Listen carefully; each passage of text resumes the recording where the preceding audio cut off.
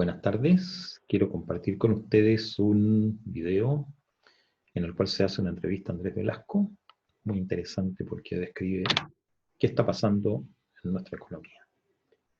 Veamos.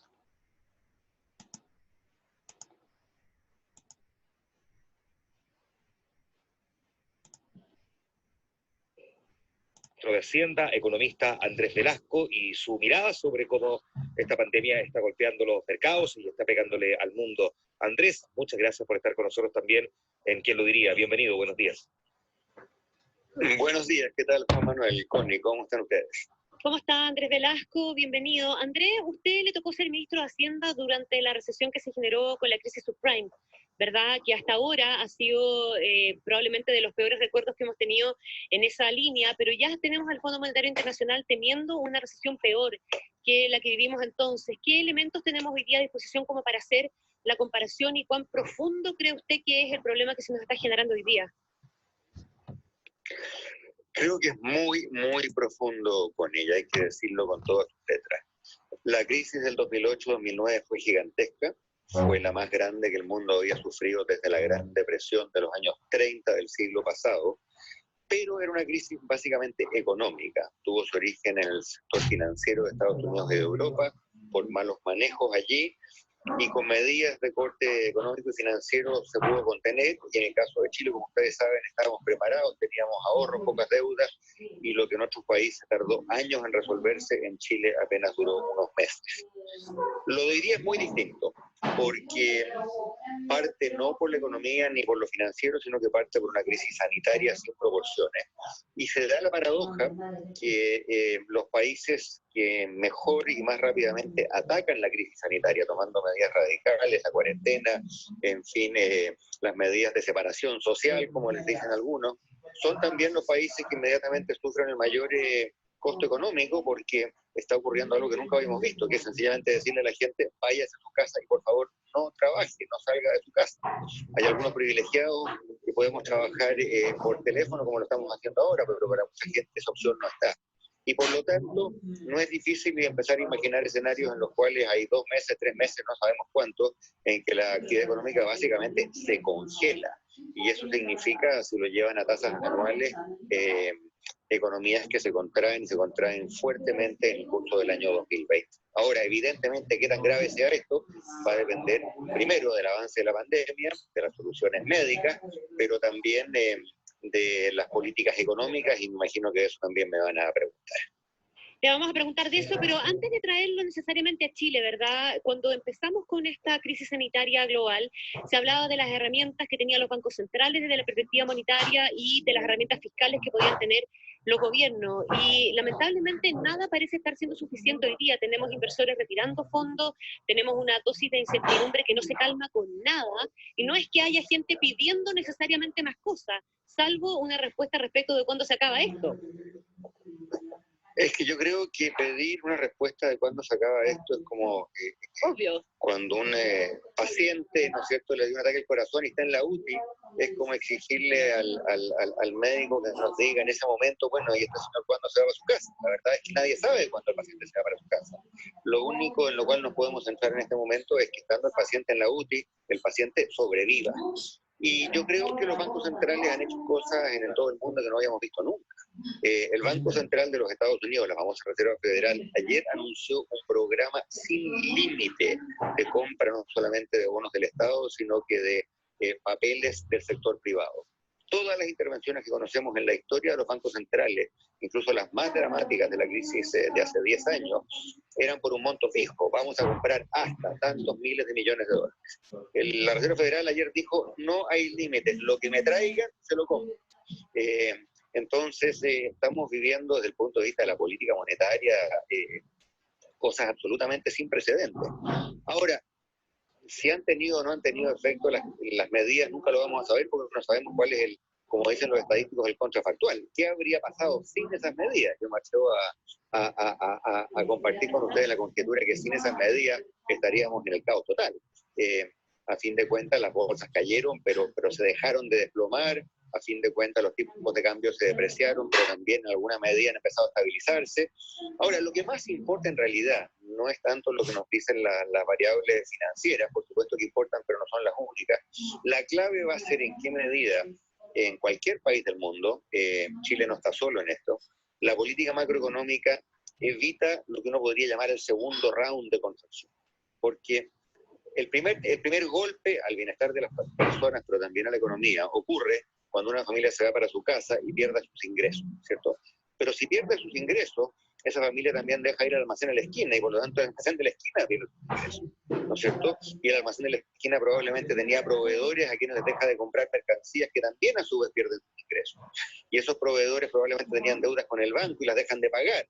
Y por lo tanto, esa bola de nieve en que un golpe inicial de carácter real, por así decirlo, lo que los economistas llamamos un golpe a la oferta de la economía, se puede transformar también en un golpe a la demanda. La gente no tiene plata en los bolsillos para comprar, y en un golpe financiero, porque la gente deja de pagar sus deudas y por lo tanto el precio de sus deudas cae, las tasas de interés saltan, los mercados se desordenan, etcétera, etcétera, etcétera. Y por lo tanto lo que la política económica tiene que hacer es romper ese vínculo, parar en seco ese círculo vicioso y decir, mire, lo apoyamos a usted, jefe de hogar, de modo que por la vía de un bono, por la vía de un préstamo, por la vía de un crédito de emergencia, pueda seguir comprando y así ese círculo vicioso no se da, porque el almacén de la esquina no muere, y las pymes no mueren, y las empresas en general no se congelan. ¿Me permite eso aterrizar en Chile entonces? ¿Le parece que el gobierno está tomando medidas suficientes de manera de garantizar no solo el presente, sino que también pensar en cuando se venga ese segundo round?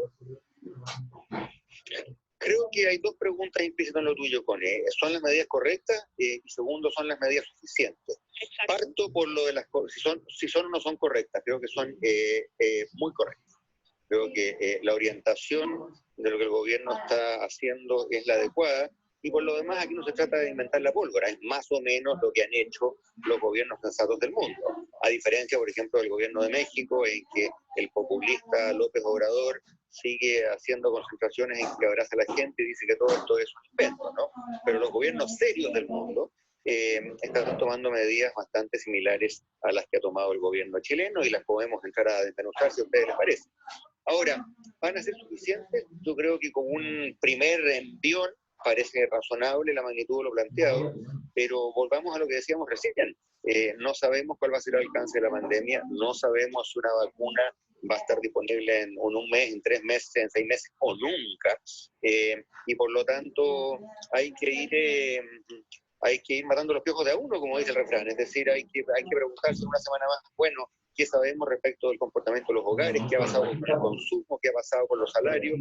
Y como ha pasado, por ejemplo, aquí en el Reino Unido, donde estoy yo, el primer paquete de medidas, que era bastante grande, fue seguido por un segundo paquete de medidas aún más grande, porque nadie puede pretender tener certeza absoluta desde un primer momento. El orden de los piojos que se han venido matando, ¿cuál debería ser? ¿Es el correcto? Sí, yo creo que había 3 frentes en los cuales actuar, y detalles más, detalles menos, se actuó en los 3 frentes. Primero, ayudar a las familias para que no pierdan sus ingresos, como decíamos, ya sea en el caso de los formales, permitiendo que se pague parte al menos de sus remuneraciones con la plata del seguro cesantía, y en el caso de los empleados por cuenta propia o de la gente que tiene relaciones informales de trabajo, por la vía de un bono. Segundo, para ayudar a las empresas y en especial a las más chicas, medidas de emergencia de liquidez, ya sea por el lado tributario, permitiendo que posterguen sus pagos de ciertos impuestos, y también con créditos de emergencia. Y tercero, y esto viene por el lado del Banco Central, una baja brusca a la tasa de interés, ¿no es cierto?, y una provisión de créditos para las empresas, de modo que el golpe no se magnifique, como decíamos recién. Esos 3 frentes son los correctos. Me imagino que cuando los proyectos vayan al Congreso, y ojalá que se aprueben pronto, habrá discusiones sobre ya asuntos más técnicos. Por ejemplo, en el caso del seguro de cesantía, se usan primero las cuentas individuales, se usa primero el fondo solidario. En el caso del bono, si es suficiente o no es suficiente, si más adelante deberá ser complementado por otro. Pero en la orientación general de las medidas, creo que no puede haber dudas, van por donde tienen que ir. Estamos conversando con el economista y exministro de Hacienda, Andrés Velasco. Andrés, una de las discusiones a nivel global, pero que también tiene su bajada local, ha sido que hacer con el eventual rescate de las líneas aéreas. Tú ya has expresado una opinión al respecto, planteando, entre otras cosas, que esto no se trata de salvar a la empresa, sino que de salvar a sus trabajadores. ¿Cuán complejo ves en el escenario que estamos enfrentando hoy día a nivel global el hecho de que tengamos todos los aviones prácticamente en tierra y que al mismo tiempo tengamos recursos que son finitos, porque no son infinitos por parte del Estado, al mismo tiempo salir a rescatar a una empresa como la TAM? Varias reflexiones al respecto, Juan Manuel. Parto por lo que tú decías al comienzo. Si uno lo plantea como el rescate de empresas, de activos, de sectores, evidentemente la primera reacción de mucha gente, me incluyo, va a ser negativa. Pero si hurgamos un poquito más en profundidad, nos vamos a acordar de dos cosas. La primera es que las empresas grandes emplean cientos de miles de trabajadores en Chile o en cualquier parte del mundo, millones. Segundo, que esas empresas a su vez le compran servicios y bienes a muchos proveedores que suelen ser pymes. Entonces el discurso pyme se queda en la nada misma si las pymes se quedan sin nadie que les compre lo que ellos producen, ¿cierto? Dicho lo anterior, tú mencionabas un punto muy importante que son los recursos finitos. Por eso yo he dicho, y esto no tiene apellido, no es que sean solamente las líneas aéreas, porque hay otros sectores, por ejemplo el turismo, la hotelería, en fin, uno se puede imaginar muchos sectores con empresas medianas y grandes en las cuales el golpe ha sido brutal y lo va a seguir siendo. La pregunta es, ¿qué van a hacer los dueños de esas empresas? Y hay una fórmula que no la inventé yo antes de ayer, sino que se usó, por ejemplo, en Inglaterra en la crisis anterior, bajo el gobierno laborista de Gordon Brown. Lo hizo un gobierno de izquierda, hay que subrayarlo.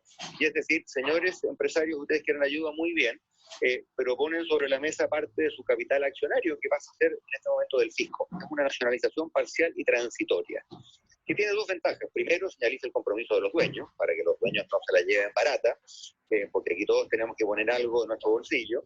Y segundo, en casos de emergencia, le da cierto control al fisco, porque, por ejemplo, una empresa que no tiene liquidez no debe estar haciendo cosas como pagando dividendos o comprando sus propias acciones, ¿no es cierto?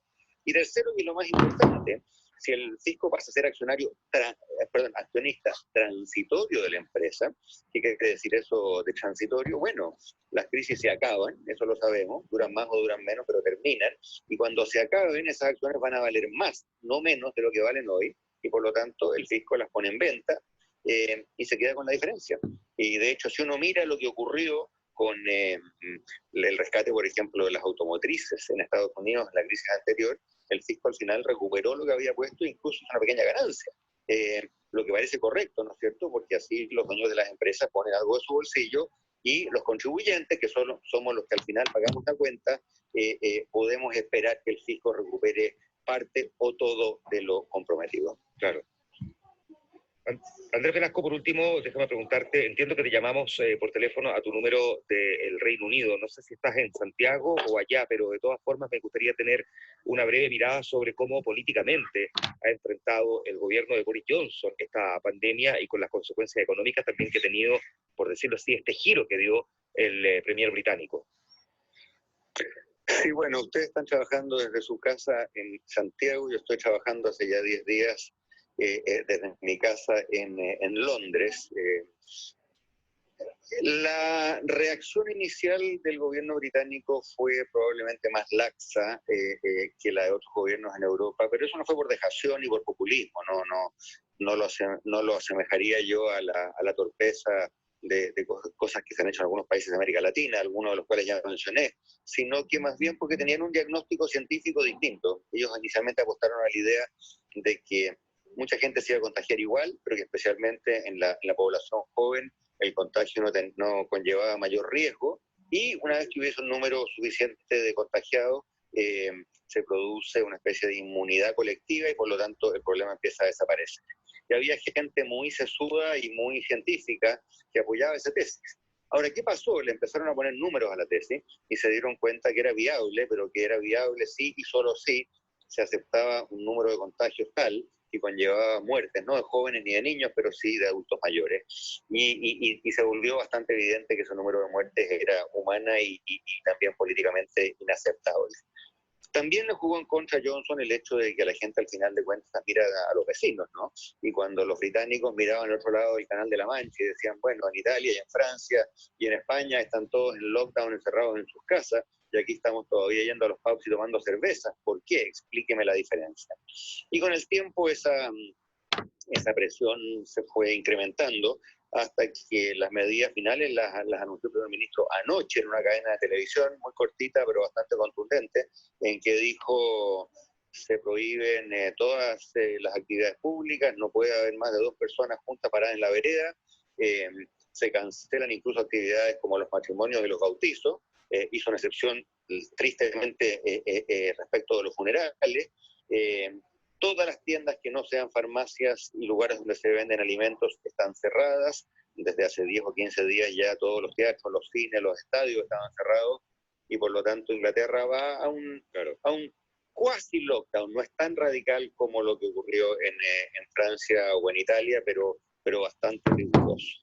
Ahora, ¿qué ha pasado con el gobierno? Preguntabas tú.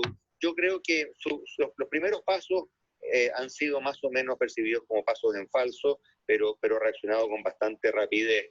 Yo creo que el gobierno británico, y aquí termino, le está pasando lo mismo que muchos gobiernos, ¿no? Y es que en una situación de crisis, en una situación de gran incertidumbre, la gente le da una especie de, ¿no es cierto?, de luna de miel 2 a los gobiernos y dice, bueno, nos unimos detrás del Ejecutivo, aunque no nos gusta mucho el presidente, aunque no nos gusta el primer ministro, para que tengan el apoyo necesario para tomar las medidas radicales que se requieren en este caso. Y creo que Gran Bretaña en ese sentido es un país con mucha vocación de unidad. A fin de cuentas peleó 2 grandes guerras mundiales en el siglo XX y eso se está manifestando hoy.